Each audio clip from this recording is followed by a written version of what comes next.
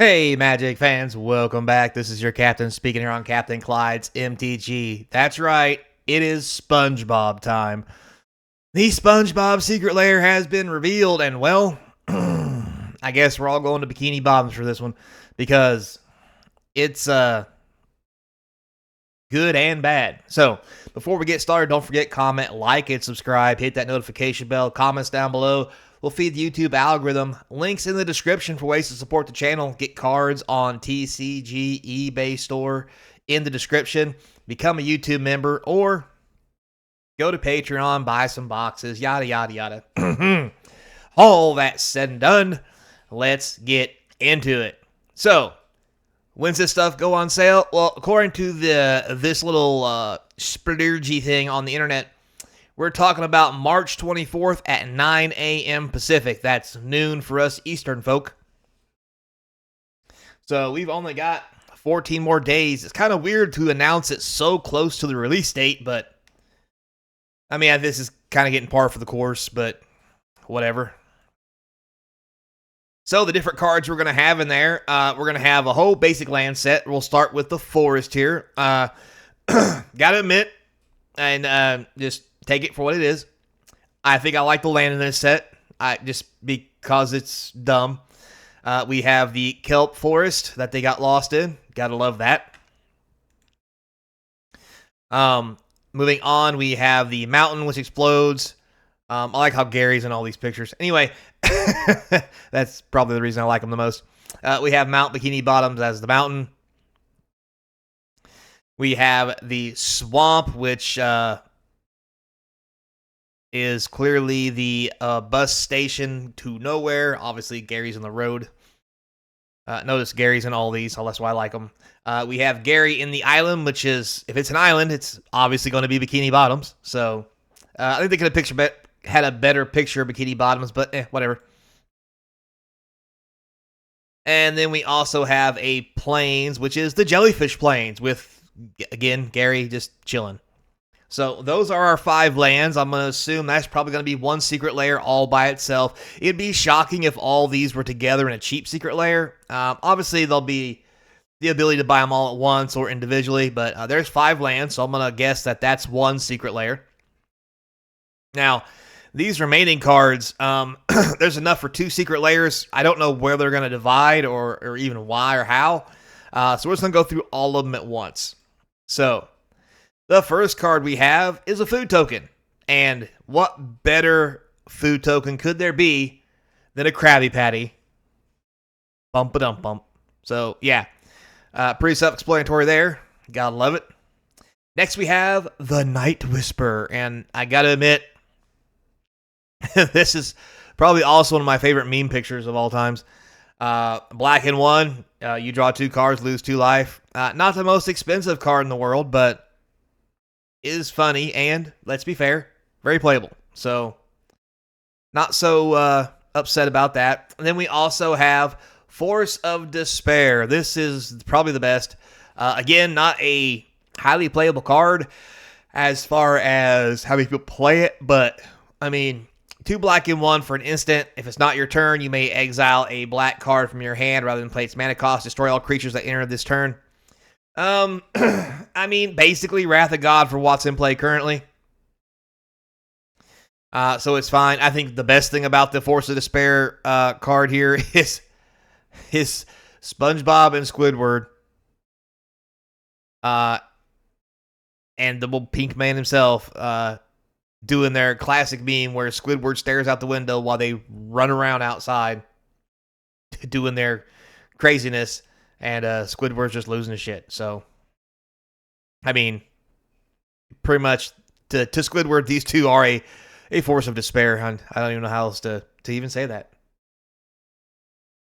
So, and then we also have here, we have Inevitable Betrayal. So, this is interesting. This is a sorcery with no casting cost because it only has suspend. It suspends for 2 blue and 3.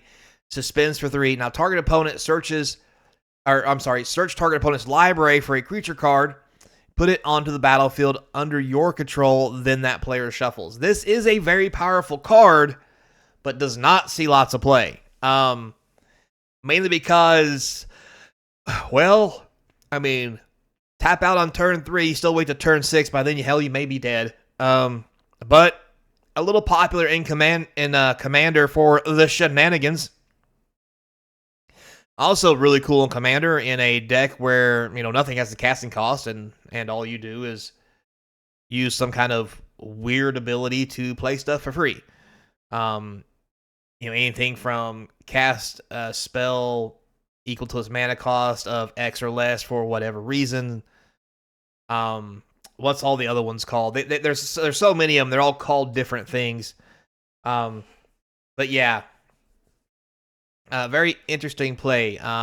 It's very weird that Patrick is the whole card. But hey, I mean, I guess technically from this episode it kind of fits. So as creepy as it is, we'll just go with it. Let's see. The next one we have a Days reprint, which is pretty cool. 1 blue and 1, obviously. Counter target spell as controller pays 1. You can return an island to cast this spell for free. Mr.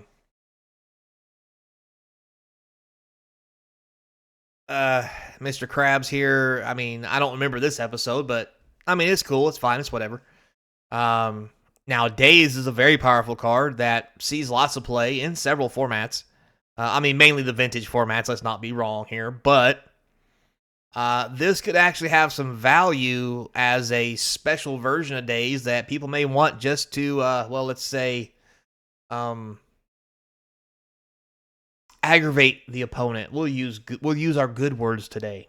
So yeah. Next year we have Counterspell, and what's the funniest thing about this one is the picture on here was actually a Counterspell meme at one point I saw. About playing blue. So for me, this is way on par and just way too funny not to like. And I think many people may feel that way. Now, to be fair, some people may not, because I've heard a lot of, we'll say, pushback over, we'll say, Nickelodeon, the makers of this, who owns it right now, and how people feel about them. But at the end of the day, I mean, it is what it is, right? So, not the most expensive card, but this will probably be worth $5 or $6, maybe even 10, in foil, because, well, it will be a cool one of in a deck. It's nothing better than pulling out this version of SpongeBob, we'll use our nice words, and say no. Moving on. Next we have SpongeBob SquarePants himself. That's right. He is Joda the Unifier. And what's sad is that's kind of true, which is creepy in its own way. But for those who don't know what Joda does, it's a Wooburg, one of every color for a 5/5. Legendary creatures you control get +X/+X, where X is the number of legendary creatures you control. Whenever you cast a legendary spell from your hand, exile a card from top of your library until you exile a legendary non-land card. Mana value with lesser mana value, you may play that card for free. Put the rest in the bottom in random order.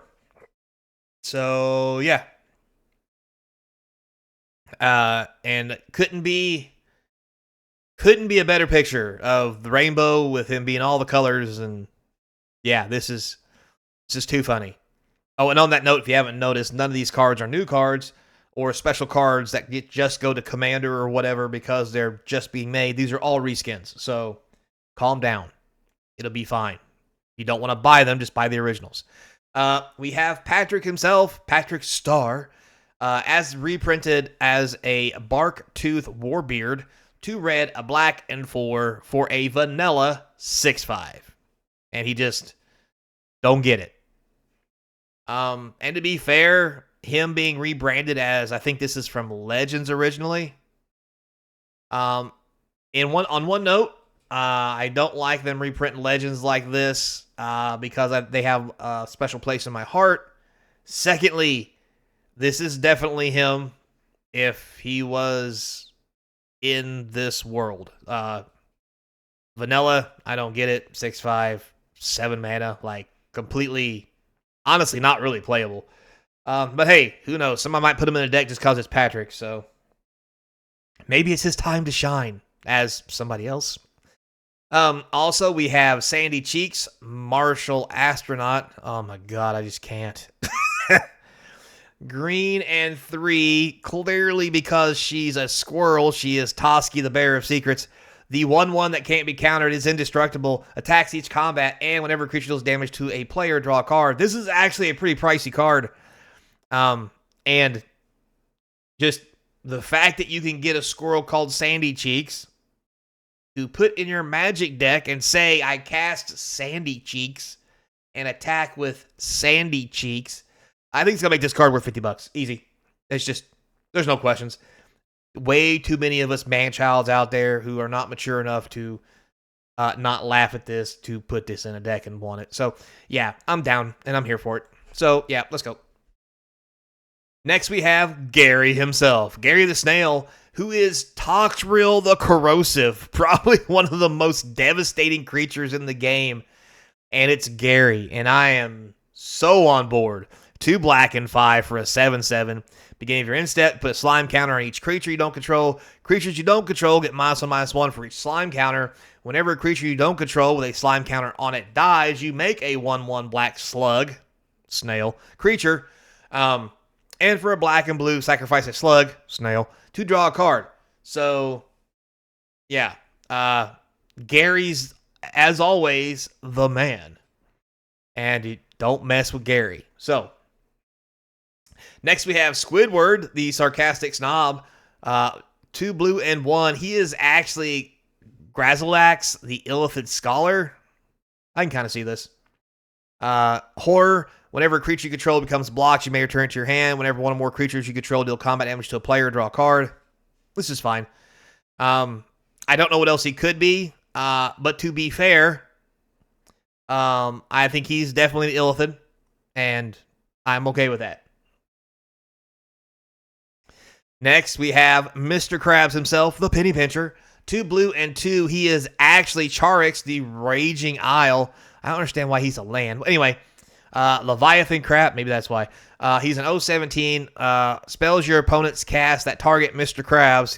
I just can't. Costs 2 more to cast. For 3, Mr. Krabs gets +X/-X for the number of islands you control. Again, not the best card in the world. But I can kind of see it, I guess. I mean, at this point, with SpongeBob and Gary kind of being on par, I'm pretty much okay with the rest of these guys just being bad. So, and then we have good old Plankton, the tiny tyrant, who is actually Skrelv, the Defector Mite. I am so on board with this. This is so much like Plankton, except for the fact that it's a white card. But I digress. 1/1 with Toxic 1. Obviously, Plankton can't block because he's a Plankton. He wouldn't block anything. 1 white, choose a color. Another target creature gains Toxic 1, hexproof from a color of your choice. And it can't be blocked. So, I think this is also a well fit for this character. So, yeah, kudos for them for actually figuring that one out. Because I was really scared Plankton to be somebody like Grizzlebrand or some dumb shit. Anyway, so there you have it. There are all of the Krusty Krab. No. SpongeBob cards. That's one thing we didn't get that I wanted. We didn't get a Krusty Krab land. That makes me mad. We could have got 2 of them. We could have got the Krusty Krab, and we could have got the Chum Bucket. That would have been sweet. But anyway. So there you have it. That's everything. Shout out to Sawyer. Appreciate you being a loyal YouTube member. And with all that said and done, until next time, be kind. And as always, I hope to see you across from the game table, because I'm going to have Gary beating that ass.